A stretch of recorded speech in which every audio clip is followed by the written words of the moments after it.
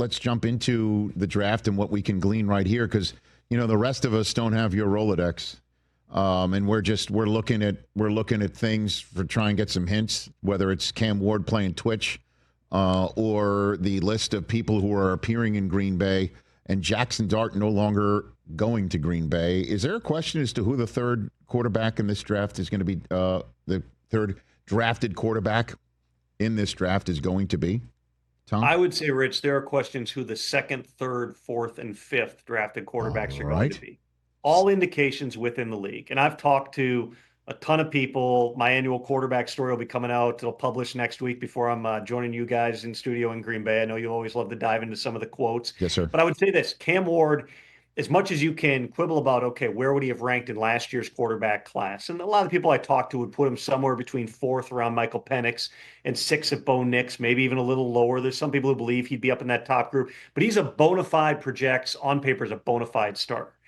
Everybody else, there are real questions here, and not to give away the story, Rich, but between Shedeur Sanders, Jackson Dart, Jalen Milroe, and Tyler Shuck, from team to team, there is not a strong consensus on the order that those four guys would be stacked on boards, the order that they will go, whether any of them even are going to be really good starters in the league, and therefore whether or not they'll even go in the first round. That's the level of variance that you have in this draft. And zooming out for a second to the macro here, Rich, a lot of times when I try to figure out who the locks are, who the virtual locks are, and then those guys who are on the border. Usually you have 18 to 22 players in a given draft who from team to team are going to have first round grades. And those are guys that, barring something unforeseen, they're going to go in the first. This year, when you talk to teams, there might be 8 guys, there might be 10 guys, and then you've got this massive clump of dudes. And I know that, George Payton made a reference with the Broncos yesterday about like, hey, the player we get at 10 and 20 are going to be pretty similar. I've heard it. The guy might be 8 to 25 or similar. The guy from 10 to 40 are going to be very similar. There is no consensus. It's going to be somewhat need-based, but also about the flavors, who you like, your comfort level with medical and character issues. Is that why, just to jump in, is that why we haven't seen any trades involved in the first round?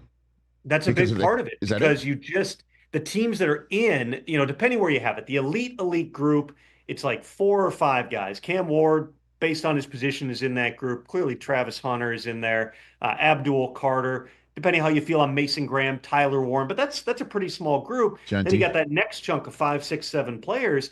Those teams are not going to want to trade down and get out of the, let's call them the blue chip or the blue minus type players and go down to a lesser caliber of players. The teams that might want to go up are in a spot where it's like, we're going to have to give up so much to get in there. We can just sit where we are and kind of see how the board falls and then make decisions within the draft. You may well get a lot of maneuvering once the draft begins. And I've certainly talked to GMs over the past several days who are all trying to figure out who's still going to be there, where the runs are going to be at certain positions. But this is going to be a read and react type of draft. And when it comes to the quarterbacks here, there are people who like Shedeur Sanders. There's certainly a lot to unpack just because his story is so unique. He's only played for his dad going back to high school. How are the dynamics going to work with that? Can he play the style that he's played at Colorado in the NFL? With Jackson Dart, he's got some big fans. He's also got people who just don't see it, and they don't trust quarterbacks, even though Lane Kiffin's incorporated more of the West Coast principles. So much of that stuff, it's the same offense to produce like Matt Corral. Lane Kiffin does a really good job not putting a ton on the quarterback's shoulders. And so what's your vision and projection for Jackson Dart? Jalen Milroe is such a dynamic runner, but also wants to be able to play like a pocket quarterback. And so how do you get him on board? What's the vision for him? What's that scheme going to look like? He could go all the way up to the middle of the first, Rich. He could go somewhere toward the middle to bottom of the second round. I tend to believe he goes sooner than later just because the run ability is so dynamic, but there's unknowns with him. And then Tyler Shuck is the one that I think, the average flipping around football fan is not as familiar with because he hasn't played.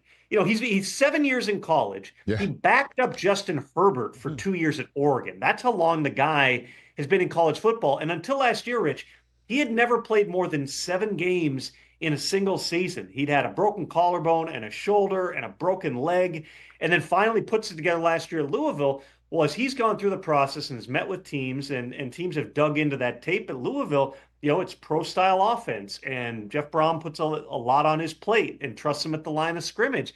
What you have to get used to there is he's going to turn 26 this fall. He's an older player. He's got a medical history. There are some things the coaches say you pick up on tape where maybe, that injury history, maybe he's, pulling away from certain things. But he looks like what you expect a quarterback to look like. I had him on my potential first round surprise list that I published on NFL.com yesterday.